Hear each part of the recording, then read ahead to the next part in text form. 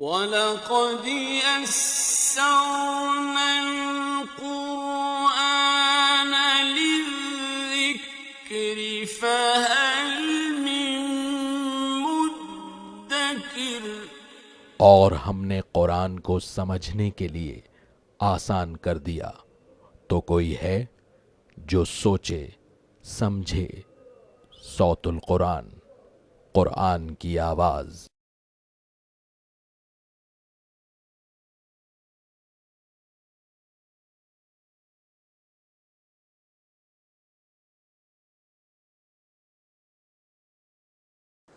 نحمده ونصلي على رسوله الكريم اما بعد فاعوذ بالله من الشيطان الرجيم بسم الله الرحمن الرحيم الله يتوفى الانفس حين موتها والتي لم تمت في منامها فيمسك التي قضى عليها الموت ويرسل الاخرى الى اجل مسمى ان في ذلك لآيات لقوم يتفكرون صدق الله العظيم۔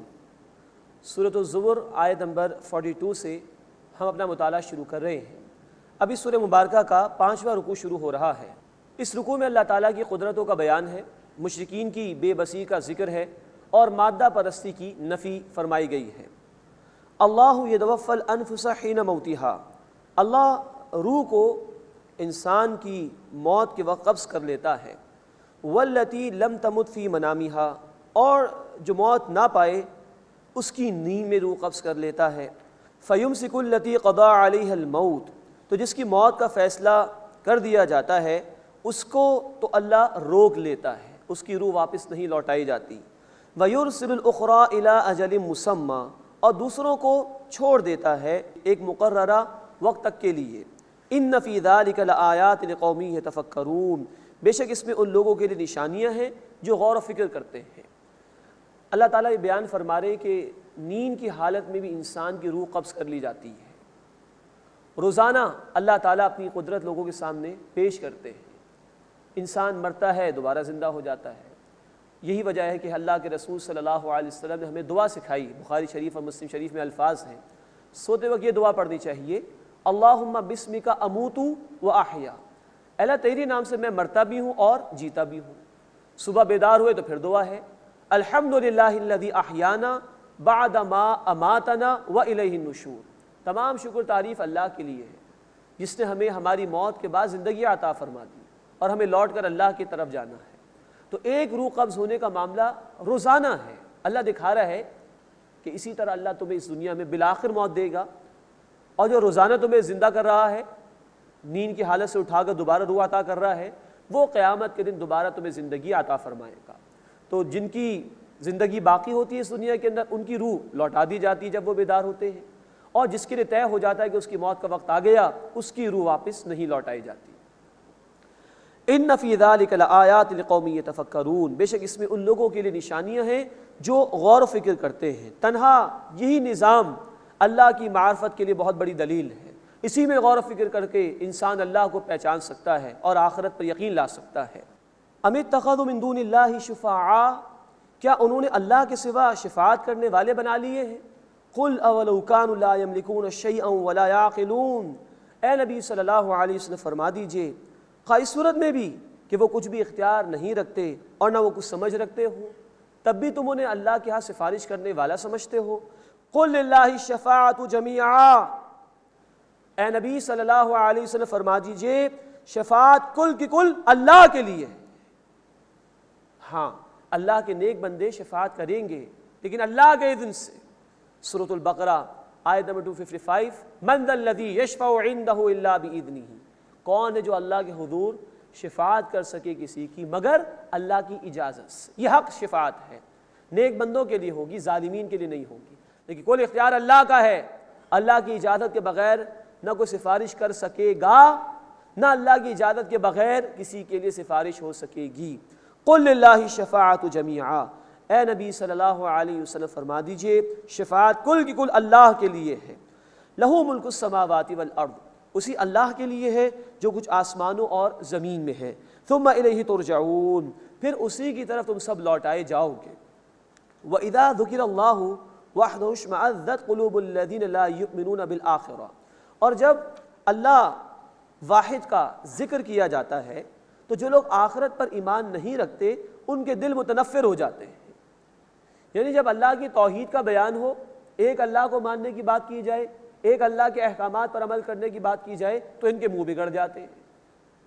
فرمایا وَإِذَا ذُكِرَ الَّذِينَ مِن دُونِهِ، اور جب ان کا ذکر کیا جاتا ہے جو اللہ کے سوا ہے، ان کے جھوٹے معبود یا کچھ اور جن کو انہوں نے معبود بنا رکھا ہے، اِذَا هُمْ يَسْتَبْشِرُونَ، تو وہ فوراً خوش ہو جاتے ہیں۔ یہ تاریخ انسانی میں مسئلہ رہا ہے ہمیشہ سے۔ اللہ کی اطاعت بڑی بھاری لگتی ہے لوگوں کو، اللہ کا قانون پسند نہیں آتا لوگوں کو، لیکن اللہ کے سوا ان کے بت تھے جن کی رضا کے لیے وہ محنتیں کیا کرتے تھے۔ لیکن قرآن تو ہمیشہ کے لیے کلام ہے اللہ کا۔ آج بھی ایسا ہے کہ اللہ کے سوا جب کسی اور کی بات ہو، گناہوں کے کاموں کی، کسی اور کے نظام کی، کسی اور کے قانون کی، تو لوگ سن لیتے ہیں بات کو، ڈسکس بھی کر لیتے ہیں، وقت بھی ان کے پاس ہوتا ہے، اور بات ہو ایک اللہ کو ماننے کی، اس کی کتاب کی، اس کے قانون کی، اس کے دین کی، تو لوگوں کے پاس وقت نہیں ہے اللہ کی باتیں سننے کا۔ یہ مسئلہ آج بھی ہمارے پاس، جب توحید کی بات ہو تو لوگوں کے منہ بگڑ جاتے ہیں، جب اللہ کے سوا کسی اور کی بات ہو، جھوٹے معبودوں کی، یا انسانوں میں سے کسی کو کچھ ایسا سمجھ رکھا ہو کہ یہ ہمارے نفع نقصان کا مالک ہے، یا انسانوں کے قانون کو ترجیح دی جائے تو اس وقت خوش ہو جاتے ہیں۔ اللہ تعالی ہمیں اپنی توحید پر کاربند رہنے کی توفیق عطا فرمائے اور اپنے ہی قوانین پر، اپنی اطاعت پر عمل کرنے کی توفیق عطا فرمائے۔ اس کے بعد جو آیت آ رہی ہے، اللہ کے رسول صلی اللہ علیہ وسلم تہجد کے موقع پر اس کو پڑھا کرتے تھے، نماز کے آغاز میں بھی۔ یہ صحیح مسلم کی روایت ہے۔ قل اللہم فاطر السماوات والارض، اے نبی صلی اللہ علیہ وسلم فرما دیجئے، اے اللہ آسمانوں اور زمین کے پیدا کرنے والے، عالم الغیب والشہادہ، غیب اور ظاہر کے جاننے والے، انت تحکم بین عبادک فیما کانوا فیہ یختلفون، تو اپنے بندوں کے درمیان فیصلہ فرمائے گا اس میں جس میں وہ اختلاف کیا کرتے تھے۔ وَلَوْ أَنَّ لِلَّذِينَ ظَلَمُوا مَا فِي الْأَرْضِ جَمِيعًا، اور اگر جن لوگوں نے ظلم کیا ان کے لیے وہ کچھ ہو جو زمین میں ہے سب کچھ، وَمِثْلَهُ مَعَهُ، اور اس کے ساتھ اتنا اور بھی ان کے پاس ہو جائے، لَفْتَدَوْا بِهِ مِنْ سُوءِ الْعَذَابِ يَوْمَ الْقِيَامَةِ، پھر وہ اسے بدلے میں دے دے قیامت کے دن عذاب سے بچنے کے لیے، وہ قبول نہیں ہوگا ان سے۔ زمین بھر سب کچھ لے آئیں، اتنا اور بھی لے آئیں، وہاں قبول نہیں ہوگا۔ محنت کرنے کا موقع دنیا میں جس نے محنت کی وہ وہاں کامیاب ہے، اور جس نے یہاں محنت نہیں کی وہ سراسر ناکام ہے۔ وَبَدَا لَهُم مِّنَ اللَّهِ مَا لَمْ يَكُونُوا يَحْتَسِبُونَ، اور اللہ کی طرف سے ان پر ظاہر ہو جائے گا جس کا وہ گمان بھی نہیں کرتے تھے، عذاب سے بے خوف ہو چکے تھے، اسی عذاب میں مبتلا کیے جائیں گے۔ وَبَدَا لَهُمْ سَيِّئَاتُ مَا كَسَبُوا، اور ان پر برے کام ظاہر ہو جائیں گے جو وہ کیا کرتے تھے۔ وَحَاقَ بِهِم مَا كَانُوا بِهِ يَسْتَهْزِئُونَ، اور وہ یعنی عذاب ان کو گھیر لے گا جس کا وہ مذاق اڑاتے تھے۔ اب انسان کا ذکر ہو رہا ہے کہ جب وہ ناشکری پر آ جاتا ہے اور بدلتے حالات کے اندر صحیح کردار کا ثبوت پیش نہیں کرتا، فَإِذَا مَسَّ الْإِنسَانَ ضُرٌّ دَعَانَا، پھر جب انسان کو کوئی تکلیف پہنچتی ہے تو وہ ہمیں پکارتا ہے۔ ثُمَّ إِذَا خَوَّلْنَاهُ نِعْمَةً مِنَّا، پھر جب اس کو ہم اپنی طرف سے کوئی نعمت عطا کرتے ہیں، قَالَ إِنَّمَا أُوتِيتُهُ عَلَىٰ عِلْمٍ، تو کہتا ہے مجھے تو یہ دیا گیا ہے میرے علم کی بنیاد پر، تکبر کے اندر آ جاتا ہے، مادہ پرست ہو جاتا ہے۔ سورۃ القصص میں ہم نے قارون کا واقعہ پڑھا تھا، آیت نمبر 78، اس میں قارون کے بھی یہ الفاظ تھے، انما اوتیتہ علی علم عندی، یہ تو میرے علم کی بنیاد پر مجھے دیا گیا ہے۔ فرمایا بل ہی فتنۃ ولکن اکثرهم لا يعلمون، بلکہ یہ ایک آزمائش ہے لیکن اکثر لوگ جانتے نہیں ہیں۔ اللہ یہ دیکھنا چاہتا ہے کہ جب اللہ بندے کو نوازے تو اس کا شکر ادا کرتا ہے کہ نہیں، وہ تکبر میں مبتلا تو نہیں ہو جاتا، یہ تو نہیں سمجھتا کہ میری پلاننگ تھی، میری منصوبہ بندی تھی، میرا کمال ہے، اور اللہ کو بھول جائے۔ تو یہ امتحان ہے دراصل کہ اللہ اس طرح نواز کر امتحان لیتا ہے لوگوں کا کہ آیا وہ شکر گزار بنتے ہیں یا ناشکری کرتے ہیں۔ قد قالها الذين من قبلهم، یقیناً یہ ان لوگوں نے بھی کہا تھا جو ان سے پہلے تھے، وہ بھی مادہ پرستی کے فریب میں مبتلا ہو گئے تھے جو کہ اس دور کا شرک ہے۔ سورۃ الکہف رکوع نمبر 5 میں تفصیل آئی تھی کہ مادہ پرستی ہی دراصل شرک ہے جس کا بیان آیا سورۃ الکہف میں مکمل طور پر۔ قد قالها الذين من قبلهم، یہ ان لوگوں نے بھی کہا تھا جو ان سے پہلے تھے۔ فما اغنى عنهم ما كانوا يكسبون، تو جو کچھ وہ کیا کرتے تھے وہ ان کے کچھ بھی کام نہ آیا، بچا نہیں سکا ان کو عذاب سے۔ فاصابهم سیئات ما كسبوا، بس انہیں پہنچی برائیاں جو انہوں نے کمائی تھیں، جیسے اعمال کیے تھے ویسے ہی معاملہ اللہ نے عذاب کا ان کے ساتھ کیا۔ والذین ظلموا من ہؤلاء، اور ان میں سے جن لوگوں نے ظلم کیا، سیصیبہم سیئات ما کسبوا، ان پر آ پڑیں گی برائیاں جو انہوں نے کمائیں، عذاب سے دوچار کیے جائیں گے۔ وما ہم بمعجزین، اور وہ عاجز کرنے والے نہیں ہیں۔ اولم یعلموا، کیا وہ جانتے نہیں، ان اللہ یبسط الرزق لمن یشاء ویقدر، کہ بے شک اللہ جس کے لیے چاہتا ہے رزق کو کشادہ فرما دیتا ہے اور جس کے لیے چاہتا ہے نپا تلا عطا فرماتا ہے۔ ان فی ذلک لآیات لقوم یؤمنون، بے شک اس میں نشانیاں ان لوگوں کے لیے جو ایمان لاتے ہیں۔ اللہ ہمیں اپنے ایمان والے بندوں میں شامل فرمائے اور ان نشانیوں پر غور و فکر کر کے حقیقی ایمان حاصل کرنے اور اپنی اطاعت کرنے کی توفیق عطا فرمائے۔ اس کے بعد اس سورہ مبارکہ کا 6واں رکوع شروع ہو رہا ہے۔ اس میں اللہ کی رحمت کا ذکر ہے، توبہ کا بیان ہے، قرآن کی طرف رجوع ہونے کی تلقین کی گئی ہے، قیامت کا بھی بیان ہے اور لوگوں کے انجام کو بھی ذکر کیا گیا ہے۔ اب اس سورہ مبارکہ کی آیت نمبر 53 آ رہی ہے۔ پورے قرآن حکیم میں سب سے زیادہ امید افزا آیت یہ ہے جس میں اللہ تعالیٰ نے اپنی بے پناہ رحمت کا ذکر فرمایا ہے۔ قل یا عبادی الذین اسرفوا علی انفسہم، اے نبی صلی اللہ علیہ وسلم میرے ان بندوں سے فرما دیجئے جنہوں نے اپنی جانوں پر ظلم کیا، لا تقنطوا من رحمت اللہ، اللہ کی رحمت سے مایوس نہ ہو جاؤ، ان اللہ یغفر الذنوب جمیعا، بے شک اللہ تعالیٰ تمام گناہوں کو بخش دینے والا ہے، چاہے تو معاف فرما سکتا ہے۔ انہ هو الغفور الرحیم، بے شک وہ اللہ بہت بخشنے والا مسلسل رحم فرمانے والا ہے۔ یہ ہے پورے قرآن حکیم میں سب سے زیادہ امید افزا آیت ہے جس میں اللہ کی رحمتوں کا ذکر آ رہا ہے۔ اے میرے نبی صلی اللہ علیہ وسلم میرے ان بندوں سے کہہ دیجئے جنہوں نے اپنی جانوں پر ظلم کر لیا، اپنے ہاتھوں اپنے آپ کو جہنم کا نوالا بنا رہے ہیں اور اللہ کی اطاعت سے انکار کر رہے ہیں، ان سے بھی کہہ دیجئے مایوس نہ ہو جاؤ اللہ کے رحمت سے، اللہ تمام گناہوں کو معاف فرما دینے والا ہے، بے شک وہ بہت بخشنے والا رحم فرمانے والا ہے۔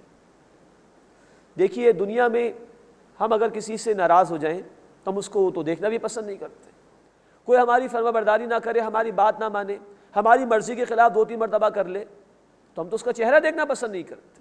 اور اللہ کیا کہہ رہے، اے میرے نبی صلی اللہ علیہ وسلم جن بندوں نے جانوں پر ظلم کر لیا ہے ان سے بھی کہہ دیجئے کہ اللہ کی رحمت سے مایوس نہ ہو جاؤ۔ اس سے بڑا اور کیا خطاب ہو سکتا ہے، انسانیت سے خطاب، بندوں سے کہہ دیجئے، صرف ایمان والے نہیں، ایک کافر بھی اگر ہے بات اس کو سمجھ میں آ رہی ہے، آج توبہ کر لے، اللہ اس کی گزشتہ تمام برائیوں کو نیکیوں میں بدل دے گا۔ سورہ فرقان آیت نمبر 70 اور 71 میں تفصیل موجود ہے۔ اتنی رحمت ہے اللہ کی۔ پھر انسان سوچے کہ گناہ کرنے کے بعد کیا اللہ کے سوا کوئی در ہے کہ جہاں سے معافی مل سکے؟ تو کہاں جائے گا انسان؟ ہے کوئی اللہ کے سوا در؟ لا تقنطوا من رحمت اللہ، اللہ کی رحمت سے مایوس نہ ہو جاؤ۔ ان اللہ یغفر الذنوب جمیعا، بے شک اللہ تمام گناہوں کو بخش دینے والا ہے۔ انہ هو الغفور الرحیم، بے شک اللہ بہت بخش دینے والا مسلسل رحم فرمانے والا ہے۔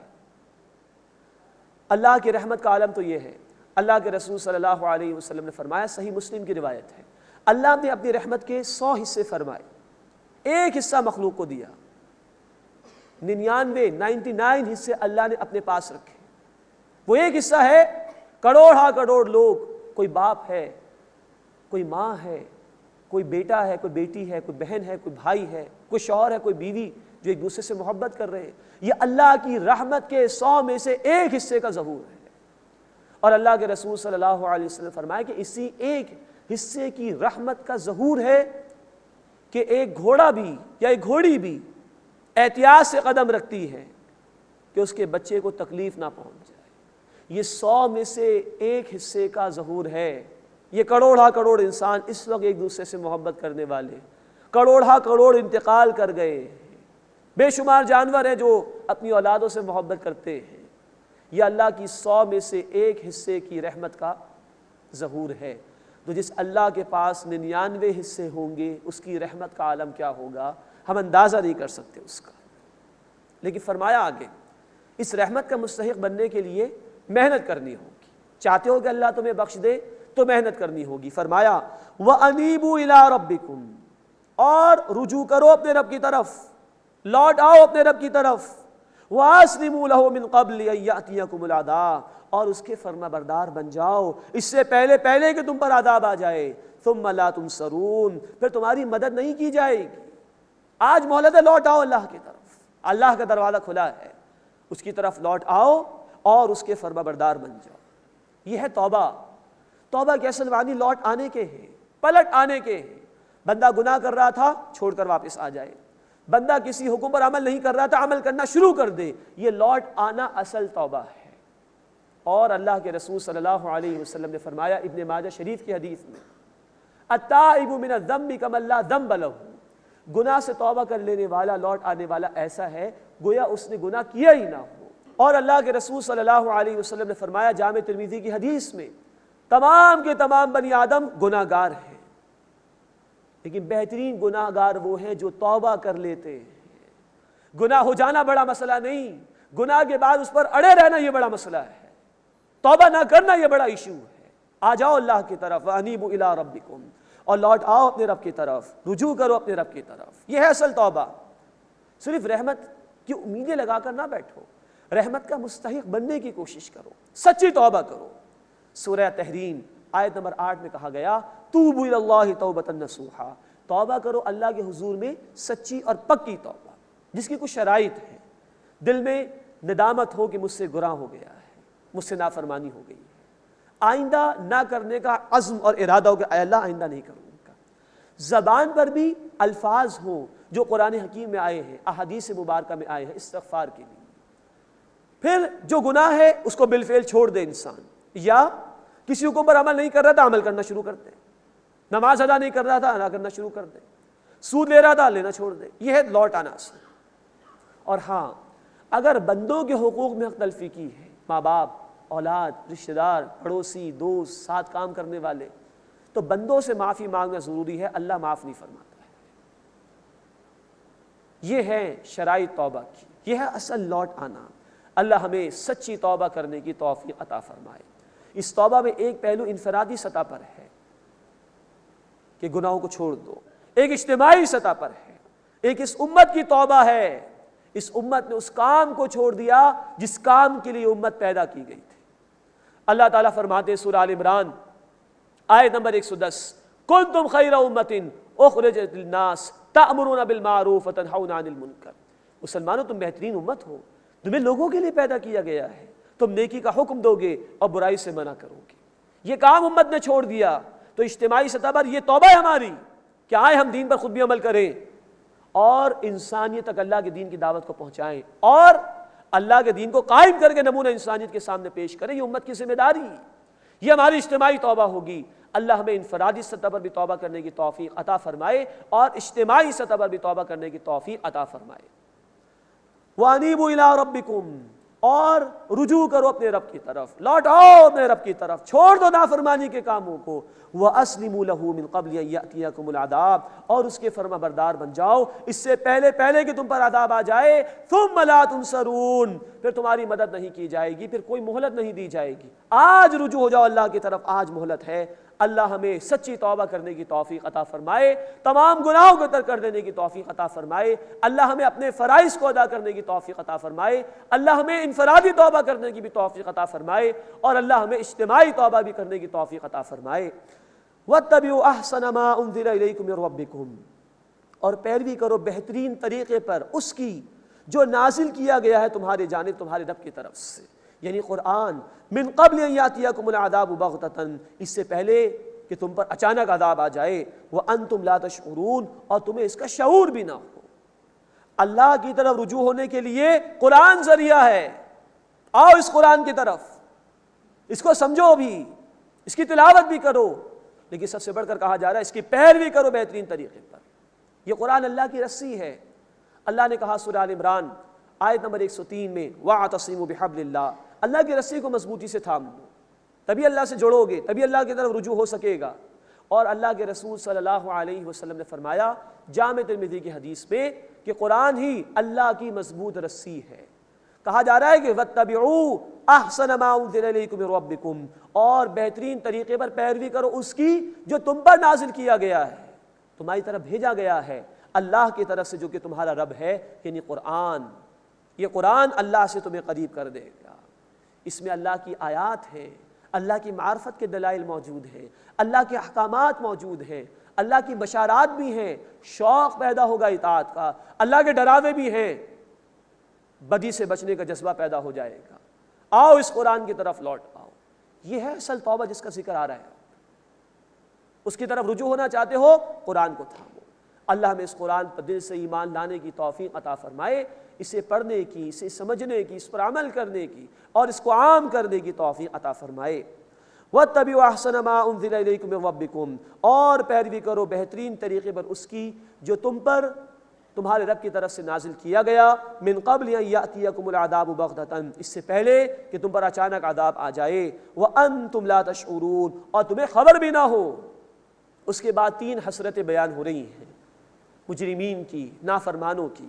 پہلی حسرت کا بیان آ رہا ہے، ان تقول نفس یا حسرۃ علی ما فرطت فی جنب اللہ، کہ کوئی شخص یہ نہ کہے ہائے افسوس اس پر جو میں نے اللہ کے بارے میں کوتاہی کی، اللہ کے حق میں کوتاہی کی، وَإِن كُنتُ لَمِنَ السَّاخِرِينَ، اور یہ کہ میں ہنسی اڑانے والوں میں سے ہی رہا، میں نے اللہ کی آیات کو بھلا دیا، میں نے اللہ کے احکامات کو فراموش کر دیا اور میں دنیا میں ہی لگا رہا۔ لیکن اس حسرت کا کوئی فائدہ نہیں قیامت کے دن۔ دوسری حسرت کا بیان، او تقولا، یا کوئی یہ کہے لو ان اللہ ہدانی لکنت من المتقین، کہ اگر اللہ مجھے ہدایت دے دیتا تو میں ضرور تقوی اختیار کرنے والوں میں سے ہو جاتا۔ کوئی فائدہ نہیں اس حسرت کا۔ اللہ نے ہدایت دی ہے قرآن کے ذریعے سے، آؤ اس کو تھامو۔ آج تھامو گے، آج عمل کرو گے، اللہ کے ہاں کامیاب ہو جاؤ گے۔ لیکن آج اگر فراموش کر دو گے، آج اللہ کی طرف رجوع نہیں کرو گے، آج اللہ کی کتاب پر عمل نہیں کرو گے، تو کل یہ حسرت ہوگی، لیکن اس حسرت کا کوئی فائدہ قیامت کے دن نہیں ہوگا۔ اللہ اس برے انجام سے ہماری حفاظت فرمائے۔ بہت سخت مقام ہے قرآن حکیم کا، بہت سخت مقام۔ اس کے بعد تیسری حسرت کا بیان، او تقول حین تری العذاب، یا جب وہ عذاب دیکھے تو کہے کاش لو ان لی کرۃ فاکون من المحسنین، کاش میرے لیے دوبارہ دنیا میں لوٹنا ہو جائے تو میں عمدگی کے ساتھ عمل کرنے والوں میں سے ہو جاؤں، میں نیک بن جاؤں۔ اے اللہ ایک موقع مجھے اور عطا فرما دے، اے اللہ ایک مرتبہ دنیا میں دوبارہ بھیج دے۔ اس حسرت کا کوئی فائدہ نہیں قیامت کے دن۔ آج دنیا میں عمل کرنے کا موقع اللہ نے دیا ہے، آج عمل کر لو اللہ کے حضور، توبہ کر لو، سچی توبہ کر لو، کل کوئی حسرتوں کا فائدہ نہیں۔ اس کے بعد بڑے سخت الفاظ اللہ تعالیٰ کے، بلا قد جاءت کا آیاتی، کیوں نہیں، یقیناً تیرے پاس میری آیات آئی تھی، فکذبت بها، تو نے ان آیات کو جھٹلایا، تو نے فراموش کر دیا۔ میری کتاب سے تجھے دلچسپی نہیں تھی، میری کتاب کو تو نے فراموش کر دیا، بھلا دیا، تیرے پاس میری کتاب کے لیے وقت نہیں تھا۔ واستکبرت، اور تو نے تکبر کیا، وکنت من الکافرین، اور تو کافروں میں سے ہو گیا۔ یہ اللہ کا جواب ہوگا ان نافرمانوں کے لیے جنہوں نے دنیا میں توبہ نہیں کی ہوگی، ان کے لیے جنہوں نے دنیا میں مہلت سے فائدہ نہیں اٹھایا ہوگا، ان کے لیے جنہوں نے دنیا میں اللہ کی کتاب کو نہیں تھاما ہوگا۔ اللہ اس برے انجام سے ہماری حفاظت فرمائے۔ اے اللہ ہمیں سچی توبہ کی توفیق عطا فرما، اے اللہ ہمیں تمام گناہوں سے بچنے کی توفیق عطا فرما، اے اللہ ہمیں تمام نیک اعمال کرنے کی توفیق عطا فرما، اے اللہ اپنی کتاب سے تعلق قائم کرنے کی توفیق عطا فرما، اے اللہ اس کے تمام تقاضوں پر عمل کرنے کی توفیق عطا فرما۔ وَيَوْمَ الْقِيَامَةِ تَرَى الَّذِينَ كَذَبُوا عَلَى اللَّهِ وُجُوهُهُمْ مُسْوَدَّةٌ، اور قیامت کے دن تم دیکھو گے کہ جن لوگوں نے اللہ پر جھوٹ بولا ان کے چہرے کالے سیاہ ہو رہے ہوں گے۔ أَلَيْسَ فِي جَهَنَّمَ مَثْوًى لِّلْمُتَكَبِّرِينَ، کیا تکبر کرنے والوں کے لیے جہنم میں ٹھکانہ کافی نہیں؟ اللہم اجرنا من النار، اللہم اجرنا من النار، اے اللہ ہمیں آگ کے عذاب سے محفوظ فرما۔ وَيُنَجِّي اللَّهُ الَّذِينَ اتَّقَوْا بِمَفَازَتِهِمْ، اور جن لوگوں نے تقوی اختیار کیا، جو اللہ کی نافرمانی سے بچتے رہے، جنہوں نے اللہ کے احکامات پر عمل کیا، اللہ انہیں کامیابی کے ساتھ نجات عطا فرمائے گا۔ لا یمسہم السوء، انہیں کوئی تکلیف نہیں چھوئے گی، ولا ہم یحزنون، اور نہ وہ غمگین ہوں گے۔ اے اللہ ہمیں ان بندوں میں شامل فرما جو تقوی اختیار کرنے والے ہیں، جنہیں تو نجات عطا فرمائے گا۔ اے اللہ جنہیں کوئی تکلیف نہیں پہنچے گی، اے اللہ جنہیں کوئی غم نہیں پہنچے گا۔ اللہم انا نسألک الجنہ، اے اللہ ہم تجھ سے جنت کا سوال کرتے ہیں۔ اللہم انا نسألک جنت الفردوس، اے اللہ ہم تجھ سے جنت الفردوس کا سوال کرتے ہیں۔ اللہ خالق کل شیء، اللہ ہر شے کا پیدا فرمانے والا ہے۔ وَهُوَ عَلَىٰ كُلِّ شَيْءٍ وَكِيلٌ، اور وہ ہر شے پر نگہبان ہے۔ لَهُ مَقَالِيدُ السَّمَاوَاتِ وَالْأَرْضِ، اسی کے پاس آسمانوں اور زمین کی تمام کنجیاں ہیں، تمام خزانے اسی کے لیے ہیں۔ انسان یہ نہ سوچے کہ میں دین پر عمل کروں گا تو میری دنیا ہاتھ سے چلی جائے گی، تو میرے رزق کا کیا ہوگا، میں نافرمانی کے کام چھوڑ دوں گا تو میری معیشت کو خطرہ ہو جائے گا، میں سود کو چھوڑ دوں گا، میں رشوت کو چھوڑ دوں گا تو کہیں میں معاشی طور پر بحران کا شکار تو نہیں ہو جاؤں گا۔ نہیں، پریشان مت ہو، غیب کی تمام کنجیاں اللہ کے پاس ہیں، آسمان و زمین کے تمام خزانے اللہ کے پاس ہیں، آؤ اللہ کے حضور توبہ کر لو، کبھی محروم نہیں رہو گے۔ لہو مقالید السماوات والارض، اسی کے لیے ہے، اسی کے پاس ہے آسمان اور زمین کی تمام کنجیاں۔ والذین کفروا بآیات اللہ، اور جن لوگوں نے اللہ کی آیات کا انکار کیا، اولئک ھم الخاسرون، وہی لوگ خسارہ پانے والے ہیں۔ اللہ ہمیں ایسے لوگوں میں ہونے سے محفوظ فرمائے اور ان بندوں میں شامل فرمائے کہ جنہوں نے سچی توبہ کی اور اللہ کی کتاب کو تھاما۔ اس کے بعد اس سورہ مبارکہ کا 7واں رکوع شروع ہو رہا ہے۔ اس میں شرک کی نفی کی گئی ہے، حشر کا بھی بیان ہے اور گواہوں کی پیشی کا بھی تذکرہ کیا گیا ہے۔ قل، اے نبی صلی اللہ علیہ وسلم فرما دیجئے، افغیر اللہ تأمرونی اعبد ایھا الجاہلون، کہ اے نادانو، کیا تم مجھے کہتے ہو کہ میں اللہ کے سوا کسی اور کی عبادت کروں؟ اب یہ وہی موضوع دوبارہ آ گیا جو اس سورہ مبارکہ کا مرکزی موضوع ہے۔ اطاعت صرف اللہ کی، عبادت کل زندگی میں اللہ کی، اس کے سوا کسی اور کا حکم نہیں، باقی لوگوں کی اطاعت اللہ کی اطاعت کے تحت رہے گی۔ قل، اے نبی صلی اللہ علیہ وسلم فرما دیجئے، افغیر اللہ تأمرونی اعبد ایھا الجاہلون، کہ اے نادانو، کیا تم مجھے کہتے ہو کہ میں اللہ کے سوا کسی اور کی عبادت کروں؟ بلغت اوحی الیک والی الذین من قبلک، اور اے نبی صلی اللہ علیہ وسلم یقیناً آپ کی طرف اور آپ سے پہلے لوگوں کی طرف وحی بھیجی گئی، لئن اشرکت، بالفرض اگر آپ نے شرک کیا، لیحبطن عملک، تو آپ کے اعمال یقیناً حبط ہو جائیں گے، اکارت ہو جائیں گے، وَلَتَكُونَنَّ مِنَ الْخَاسِرِينَ، اور آپ ضرور خسارہ اٹھانے والوں میں سے ہو جائیں گے، بالفرض اگر آپ نے ایسا کیا۔ نوٹ فرمائیے، یہ خطاب ہو رہا ہے رسول کریم صلی اللہ علیہ وسلم سے۔ مکی صورتوں میں اللہ کا انداز یہی ہوتا ہے کہ خطاب نبی کریم صلی اللہ علیہ وسلم سے، لیکن نفی کی جا رہی ہے مشرکین کی کہ یہ شرک اتنا بڑا جرم ہے، اتنا گھناؤنا جرم ہے، بالفرض اللہ کے رسول صلی اللہ علیہ وسلم نے بھی کیا ہوتا تو ان کے بھی سارے اعمال ضائع ہو جاتے۔ ظاہری بات ہے کہ اللہ کے رسول صلی اللہ علیہ وسلم اور دیگر انبیاء، ان سے اس کا کوئی امکان ہی نہیں، یہ دوسروں کو سنایا جا رہا ہے۔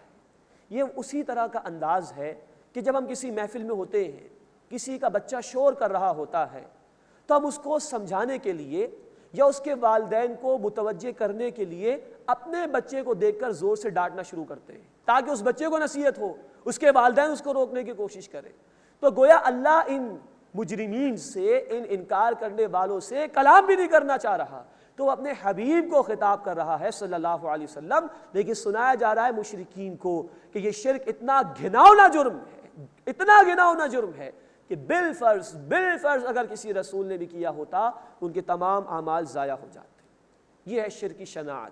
قرآن نے کہا سورۃ النساء آیت نمبر 48 اور سورۃ النساء آیت نمبر 116، ان اللہ لا یغفر ان یشرک بہ ویغفر ما دون ذلک لمن یشاء، بے شک اللہ تعالیٰ اس بات کو تو معاف نہیں فرمائے گا کہ اس کے ساتھ کسی کو شریک کیا جائے، ہاں اس کے سوا جس گناہ کو چاہے گا معاف فرما دے گا۔ یہ ہے شرک کی برائی، اللہ کی ذات میں شرک، اللہ کی صفات میں شرک، اللہ کے حق یعنی عبادت میں شرک۔ اللہ ہر قسم کے شرک سے ہماری حفاظت فرمائے۔ کسی کی محبت اللہ کی محبت کے برابر ہوئی، شرک ہو گیا۔ کسی کا قانون اللہ کے قانون کے برابر کر دیا، شرک ہو گیا۔ کسی کی اطاعت اللہ کی اطاعت کے برابر ہو گئی، شرک ہو گیا۔ خالی بتوں کو سجدہ کرنا شرک نہیں، اللہ کے حکم کے مقابلے میں کسی اور کا حکم مان لینا، کسی شے کی محبت کو اللہ کی محبت کے برابر یا اس سے اوپر کر دینا، یہ شرک ہے۔ اللہ تعالیٰ ہمیں ہر قسم کے شرک سے محفوظ فرمائے۔ بل اللہ فاعبد، بلکہ اے نبی صلی اللہ علیہ وسلم اللہ ہی کی عبادت کیجئے، وکن من الشاکرین، اور شکر گزاروں میں سے ہو جائیے۔ یہ گویا اللہ کے رسول صلی اللہ علیہ وسلم کے ذریعے سے ہمیں بھی اور اس وقت کے صحابہ کرام کو بھی تلقین ہے، ایک اللہ کی عبادت کرو اور اسی کی شکر گزاری کی روش اختیار کرو۔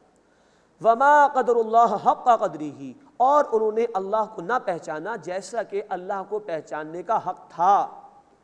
سارا فساد اس لیے پیدا ہوتا ہے کہ انسان اللہ کی معرفت حاصل نہیں کرتا اور وہ اللہ سے کم تر کسی شے پر مطمئن ہو کر بیٹھ جاتا ہے۔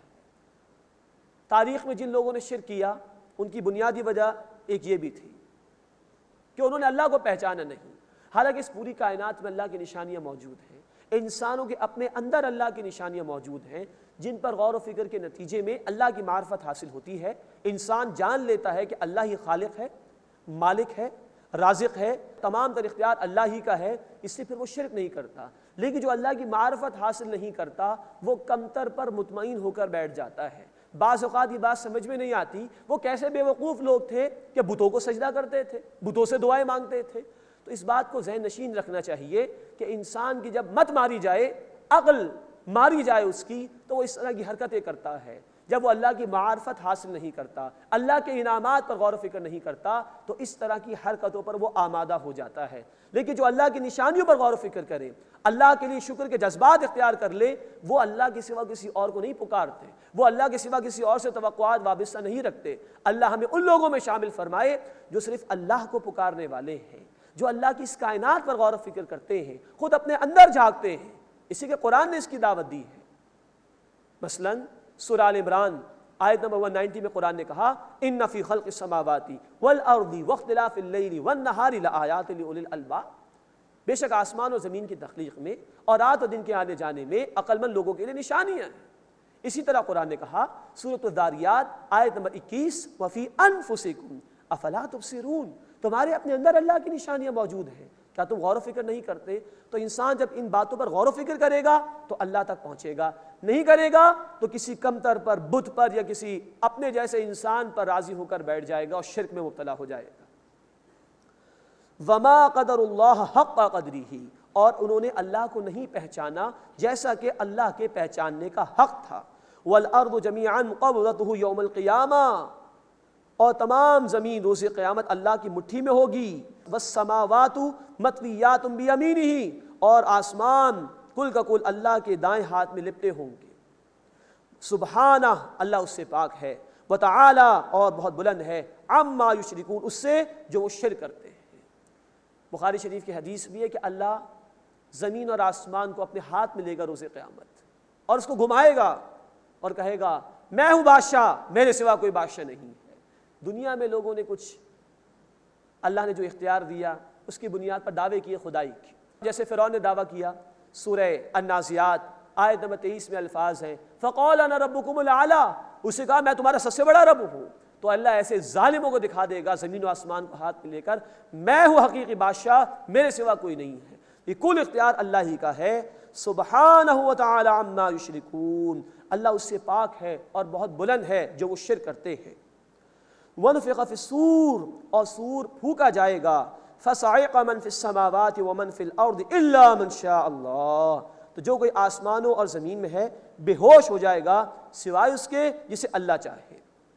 سور 3 مواقع پر پھونکا جائے گا، یا سور پھونکے جانے کے 3 مواقع ہیں۔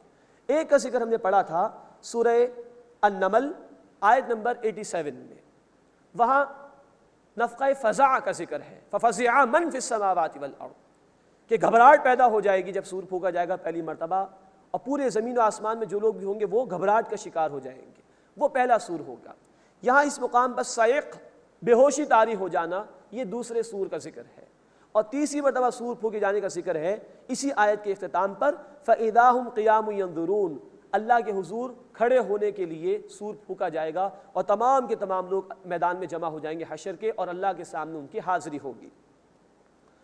وَنُفِخَ فِي الصُّورِ، اور سور پھونکا جائے گا، فَصَعِقَ مَن فِي السَّمَاوَاتِ وَمَن فِي الْأَرْضِ إِلَّا مَن شَاءَ اللَّهُ، تو جو کوئی آسمان اور زمین میں ہے بے ہوش ہو جائے گا سوائے اس کے جسے اللہ چاہے۔ کچھ فرشتے ہو سکتے ہیں، اللہ ان کو محفوظ رکھے گا، اور اہل ایمان کو قیامت کے برپا ہونے سے پہلے ہی موت دے دی جائے گی سکون سے۔ ثم نفخ فیہ اخری، پھر دوبارہ اس سور میں پھونک ماری جائے گی، فاذا ہم قیام ینظرون، تو فوراً کھڑے ہو جائیں گے، دیکھنے لگیں گے کیا ہو گیا۔ یہ نافرمانوں کا انجام ہے کہ جو گھبراہٹ کا شکار ہوں گے۔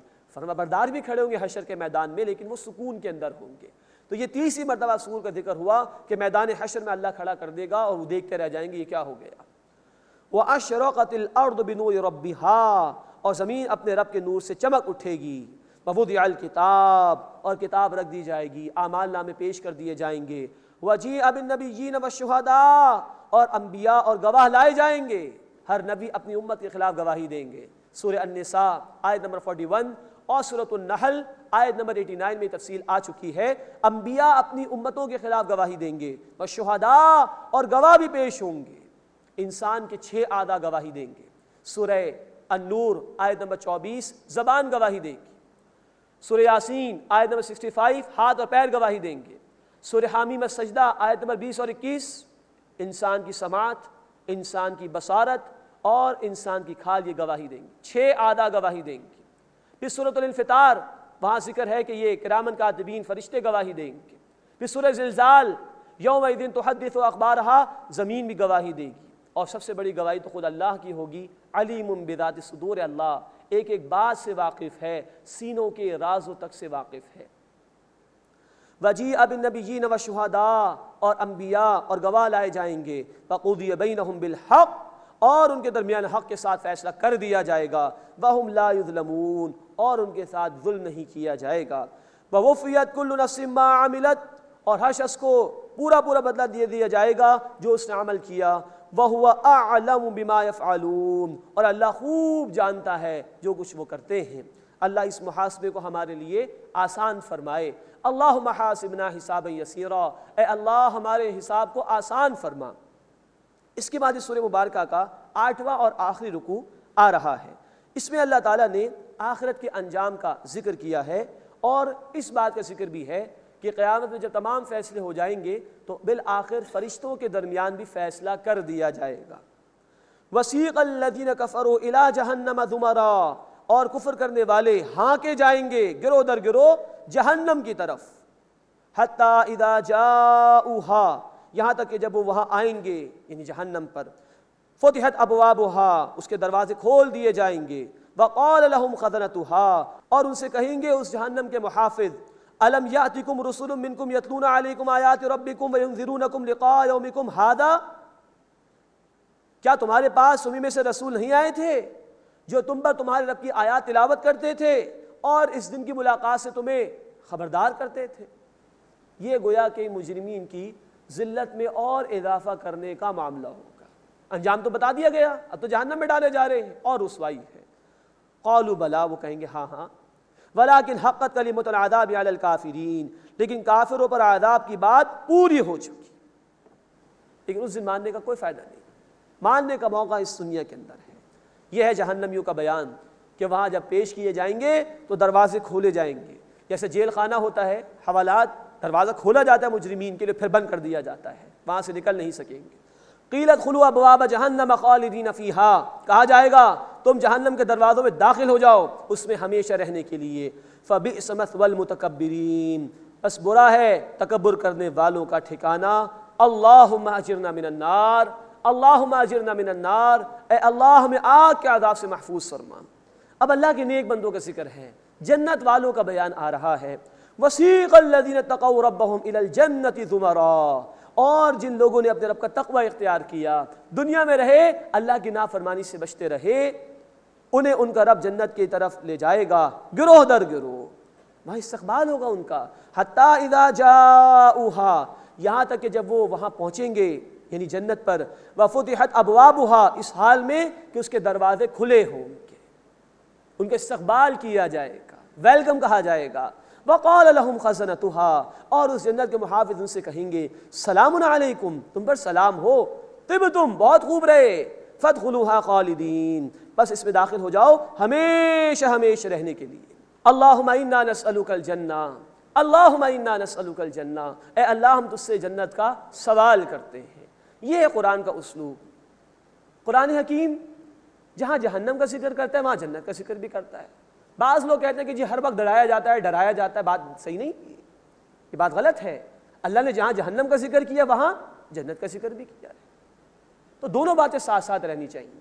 اس لیے کہ تربیت کا اصول ہے کہ نرمی بھی اختیار کی جاتی ہے، سختی بھی اختیار کی جاتی ہے۔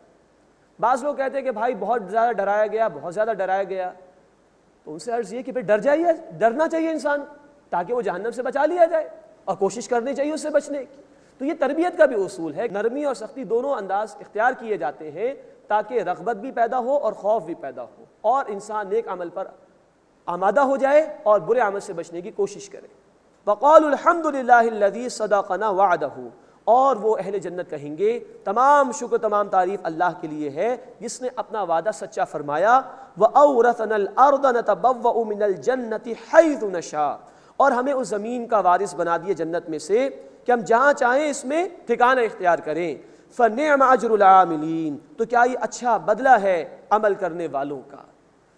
اس کے بعد اب فرشتوں کا ذکر ہو رہا ہے، جنت والوں کا ذکر آ گیا، جہنم والوں کا ذکر آ گیا، ان انسانوں کے درمیان فیصلے ہو گئے، اب فرشتوں کا ذکر۔ وَتَرَى الْمَلَائِكَةَ حَافِّينَ مِنْ حَوْلِ الْعَرْشِ يُسَبِّحُونَ بِحَمْدِ رَبِّهِمْ، اور اے نبی صلی اللہ علیہ وسلم آپ دیکھیں گے فرشتوں کو کہ وہ حلقہ باندھے ہوئے عرش کے گرد اپنے رب کی حمد کے ساتھ تسبیح بیان کرتے ہوں گے۔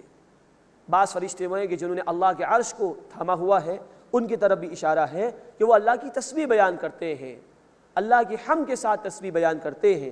فرمایا وَقُضِيَ بَيْنَهُمْ بِالْحَقِّ، اور ان کے درمیان حق کے ساتھ فیصلہ کر دیا جائے گا۔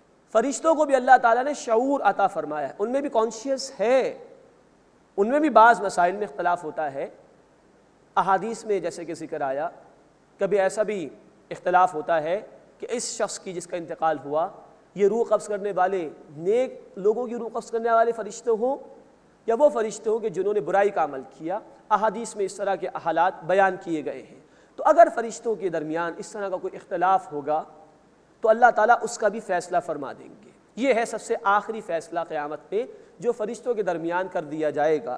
وَقُضِيَ بَيْنَهُمْ بِالْحَقِّ، اور ان کے درمیان حق کے ساتھ ٹھیک ٹھیک فیصلہ کر دیا جائے گا۔